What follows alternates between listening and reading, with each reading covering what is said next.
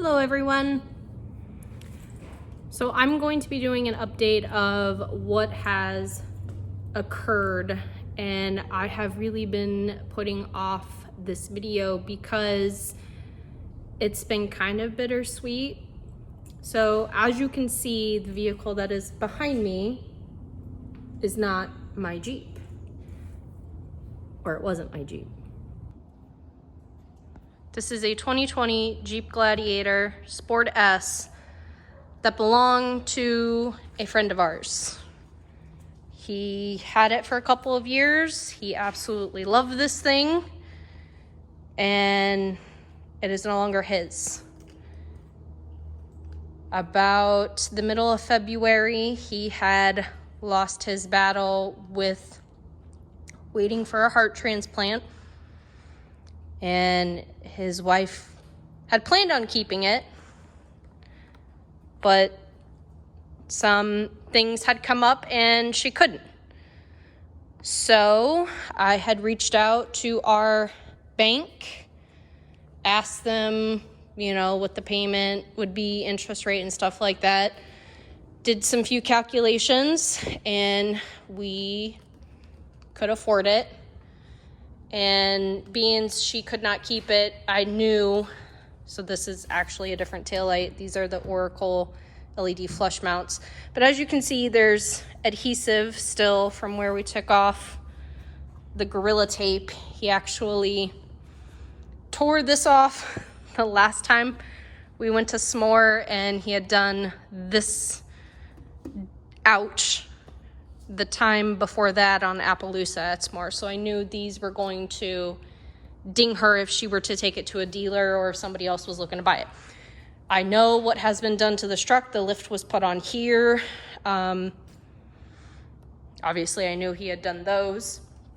So I knew what it was worth, and I wasn't going to haggle her on the price because of those things. This is now part of our fleet.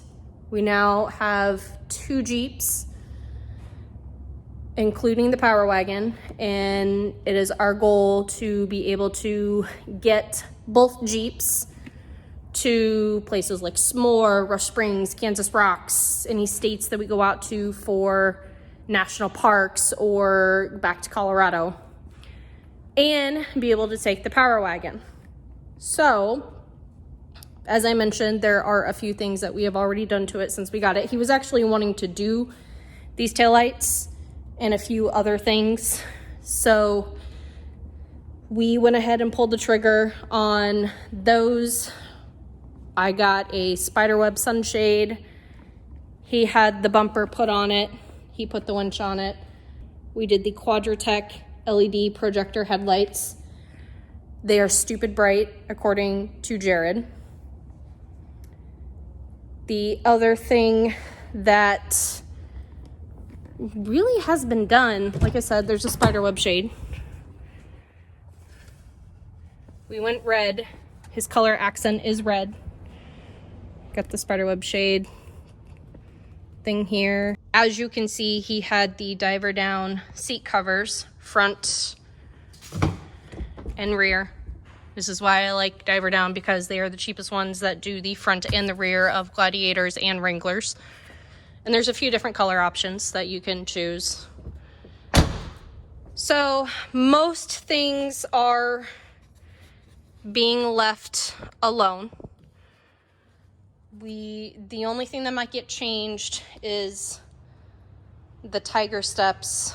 These are just steps, and the problem that I am running into with finding something that is a step and as well protection for the pinch weld is there's not really anything out there like that for the Gladiator like there was for my Wrangler. I have the Rugged Ridge XT sliders. They're a very small step, and they also are a mini boat side rock slider.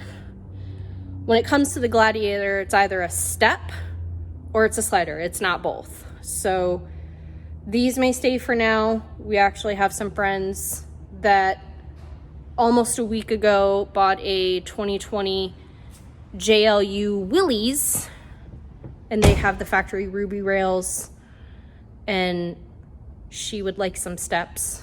This weekend, we may be seeing if these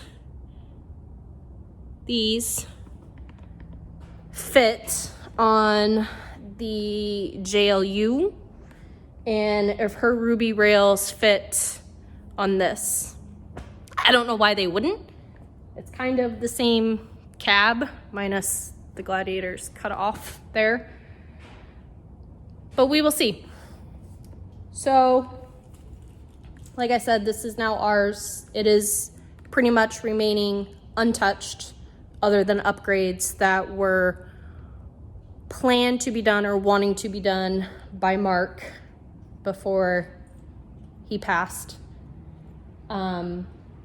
The only other thing, so we have skids that are showing up on Friday. They're being delivered. They are Moto-Built skid plates. They're really freaking awesome. We gotta coat them because they're bare.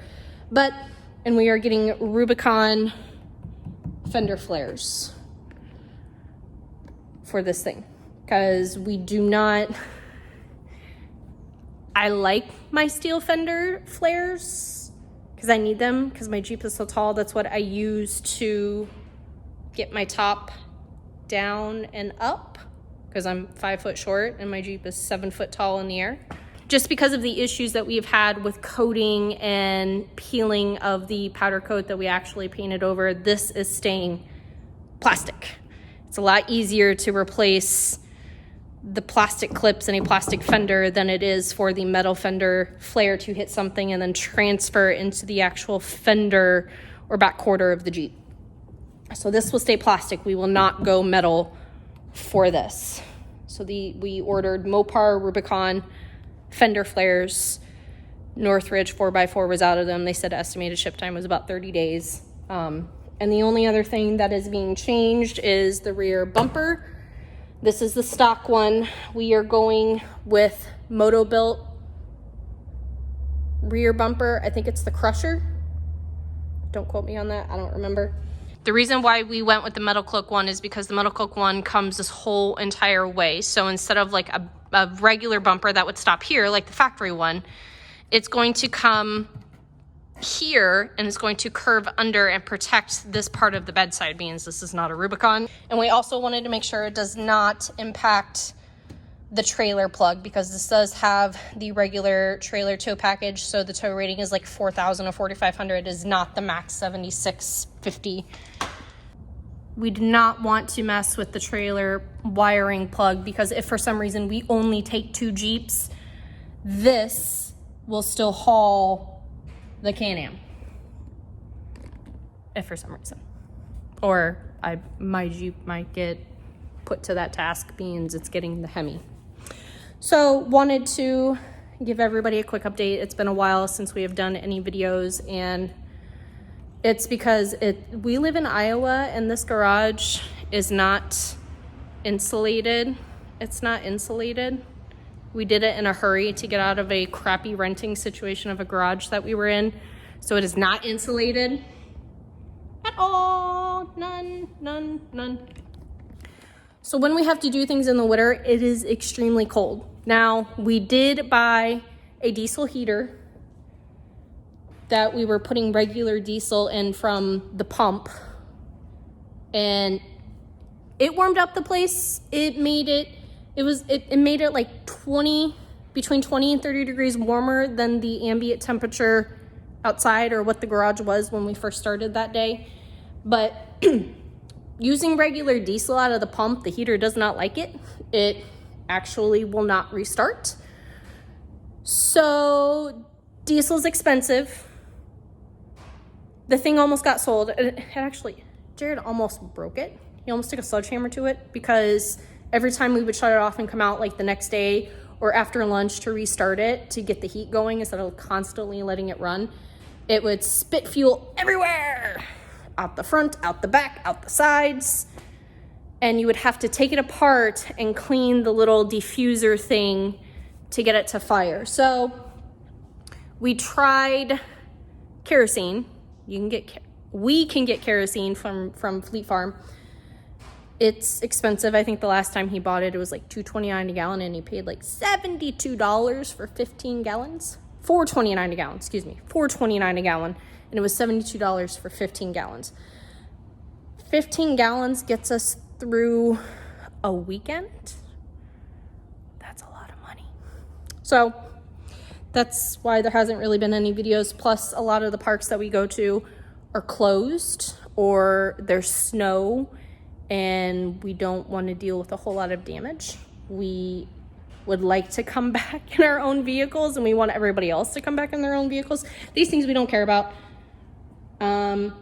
They get broke, they get towed home, they get towed there. It can break, don't care. It's got warranty. But, so you will be seeing more of this and the Power Wagon. As you've seen in the box, we bought bullet point mounting solutions for this and the Power Wagon. So I am going to work on getting this installed, and when Jared gets back home on Thursday, Friday, Saturday, or Sunday, we will be doing the bullet point install on the Power Wagon. It's pretty easy.